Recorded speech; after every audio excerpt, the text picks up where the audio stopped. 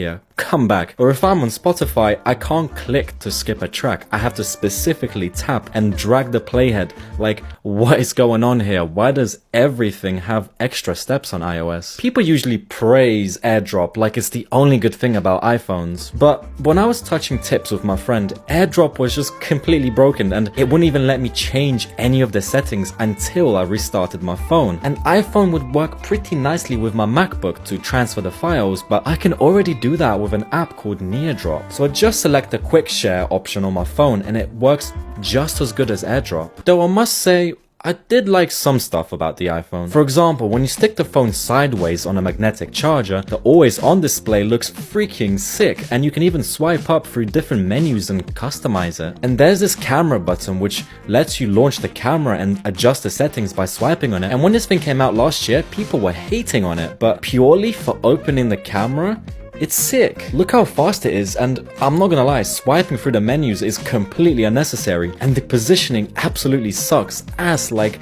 why do they place it so far up? And there's an action button which I turned into a flashlight button, and I would not mind having those two buttons on Android. I also found that the app optimization can be better on iOS. So for example, if I'm on Android and I'm uploading something to Instagram story, I can't crop the video as I have to go back to the gallery and crop it there. What? But iPhones just let you crop the video on Instagram. Also, I have this AI robot which requires a phone to work as the brain, and with an iPhone it works pretty well, but with Android it's absolutely miserable. Hey Louis. Hey Louis.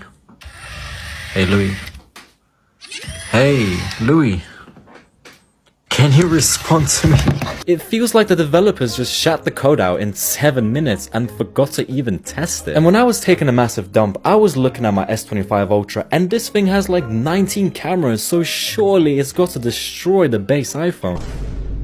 What is going on here? Samsung has some weird artifacting going on in the shadows, the text is more readable on iPhone, and the color of the windowsill is spot on, whereas Samsung just made it grey. You might say, oh, the iPhone only has 48 megapixels, whereas Samsung has 200, but it just gets worse, because Apple completely destroys Samsung.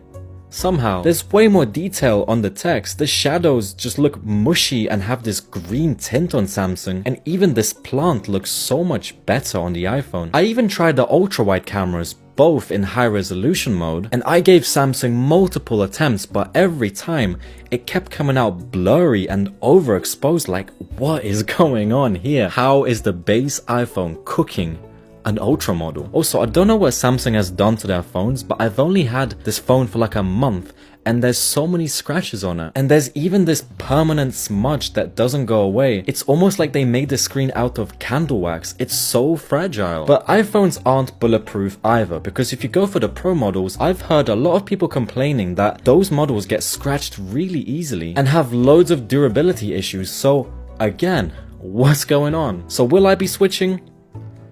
Hell no. I still think iPhones are annoying. Although I was enjoying a lot of its features, I still feel like I was just coping with something inferior, subjectively. If you're coming from an older iPhone, this thing is a godsend. You don't even need to buy the Pro model anymore. You get 120Hz, 256 gigs on the base model, 48 megapixels on all cameras, the same screen as the Pro models. Unless you're zooming in on pigeons all day, there's actually no reason to get the Pro models. They actually made the base model so good to the point where if you're unbiased, I would just recommend this over